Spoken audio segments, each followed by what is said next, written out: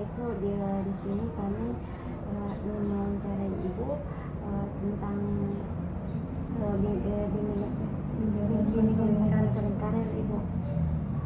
Oke. Baik Ibu, pertanyaan pertama Ibu, bagaimana program layanan BK Karir di sekolah ini Ibu? Program layanan BK Karir di sekolah ini alhamdulillah ada yang dilakukan, akan tetapi kalau maksimalnya itu belum sampai pada tahap maksimal. Karena apa? Salah satu kendalanya adalah layanan klasikal di kelas itu tidak dijadwalkan sama sekali. Jadi belum terjadwal. Terus yang kedua adalah saya kesusahan karena hanya sendiri mengampu 15 kelas dengan jumlah siswa kurang lebih 450 orang. Jadi sebenarnya yang seharusnya 3 guru BK itu hanya saya sendiri. Sebenarnya tahun kemarin itu ada senior satu orang, Ibu Herlina, tapi beliau sudah pensiun di bulan September kemarin. Maka dari bulan September sampai semester ini saya, dan seterusnya saya tidak tahu apakah mungkin nanti ada teman, tapi saat ini saya masih sendiri. Jadi kesulitan, selain kesulitan posisi hanya sendiri, tidak dijadwalkan di dalam kelas untuk layanan klasikal itu. Jadi membuat beberapa topik tentang karir itu ada yang beberapa saya sampaikan, ada yang tidak karena mandek dijadwalkan. Berarti ada yang belum terjadwalkan. Iya. Jadi untuk pertanyaan kedua, bagaimana tujuan program BK Karir di sekolah? Tujuan program BK Karir di sekolah salah satunya adalah sebagai layanan informasi untuk siswa kelas 7, baik kelas 7, 8, 9, bagaimana mereka mengenal, memahami, dan menentukan karir mereka di masa depan. Itu kan tahapannya ada, tergantung dari siapa yang layanannya. Ketika di kelas 7 layanan karir tetap ada, tapi mereka biasa tahap pengenalan. Apa-apa saja itu sekolah lanjutan, apa-apa saja itu karir setelah di sekolah lanjutan.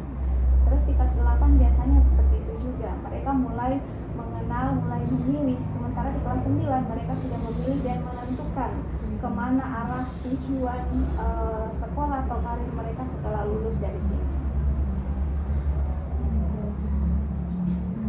Yang ketiga Ibu, bagaimana pelaksanaan BK Karir di sekolah? Pelaksanaan BK Karir di sekolah itu seperti yang saya sampaikan di awal tadi, terlaksana, akan tetapi maksimalnya memang tidak, karena salah satu kendalanya adalah tidak dijadwalkan layanan klasikal. Berjalan terus, salah satu layanan karir itu adalah biasanya kita ada namanya penyaluran siswa ke kegiatan ekstrakurikuler ataupun intrakurikuler. Intrakurikuler itu salah satunya kokurikuler.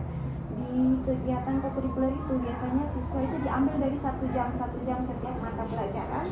Itu di situ mereka biasanya ada namanya kegiatan termasuk bersosialisasi, membuat sebuah produk atau melakukan penelitian, melakukan apapun itu dalam intinya yang dapat berbaur di masyarakat, di lingkungan sekolah, lingkungan luar. Banyak hal yang mereka lakukan di luar dari pembelajaran yang di dalam kelas, dari dalam sekolah, lingkungan sekolah. Jadi itu mereka artinya wadah mereka untuk berkembang lebih baik lagi. Biasanya di kegiatan ekstrakurikuler ada bola, ya kan? Ada pramuka salah satunya untuk kegiatan pendisiplinan itu ketat di pramuka. Terus ada paski braka. Kalau drum band di kesenian itu biasanya ada tarian, terus ada yang menggambar, terus ada juga yang membuat bunga. Iya, pokoknya merangkai kerajinan seperti itu.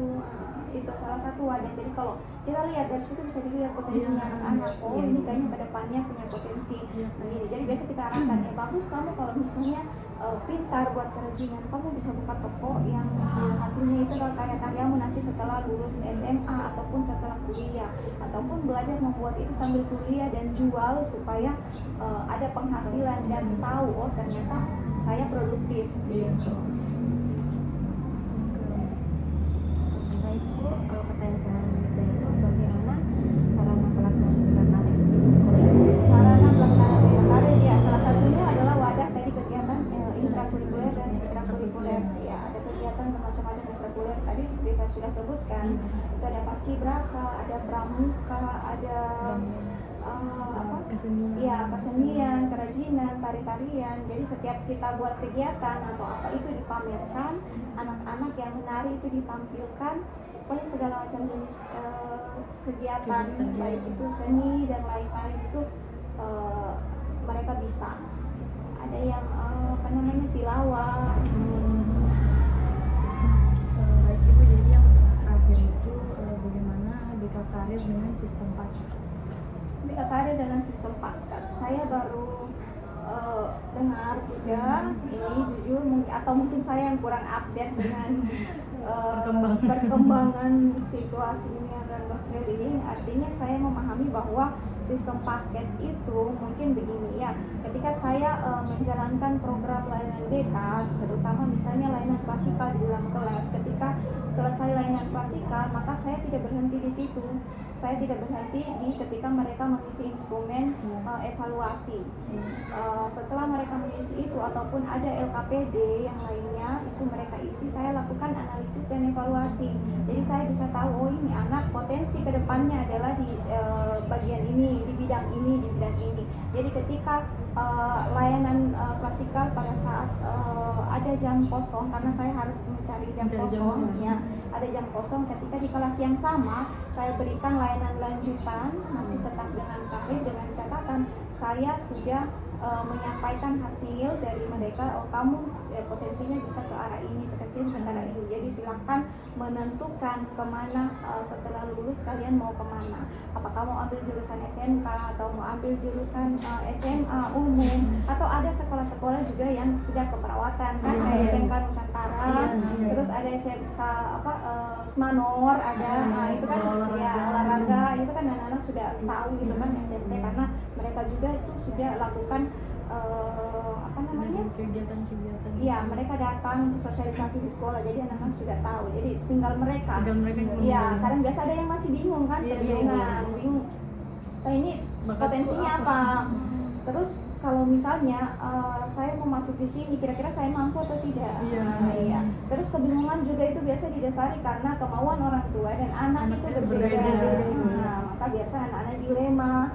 Saya tidak turuti mamaku, kasihan, saya sayang mamaku, orang tua yang biayai saya. Tapi kalau saya turuti, saya yang saya beban, saya nanti takutnya tidak fokus. Nah, artinya biasanya kalau sudah seperti itu, biasa anak-anak komunikasi dengan guru BK, kadang kita juga mediasi dengan orang tua. Ya, seperti itu saja. Jadi itu saja pertanyaan dari kita Ibu. Jadi kita ucapkan terima kasih untuk waktunya Ibu dan jawabannya. Terakhir kita meminta itu Ibu LPL-nya sama program layanan BK di sekolah Ibu. Boleh? Nanti kan ada nomornya Ibu sama saya. Oh iya boleh. Cuma tadi saya sudah hubungi Ibu karena kita bilang mau datang bawa surat, kalau misalnya memang sudah bisa turun ada waktunya mau langsung turun saja Ibu. Nanti saya hubungi Ibu untuk itunya RPL-nya Ibu. Oh iya. Tapi ingatkan ya karena biasa itu secepatnya.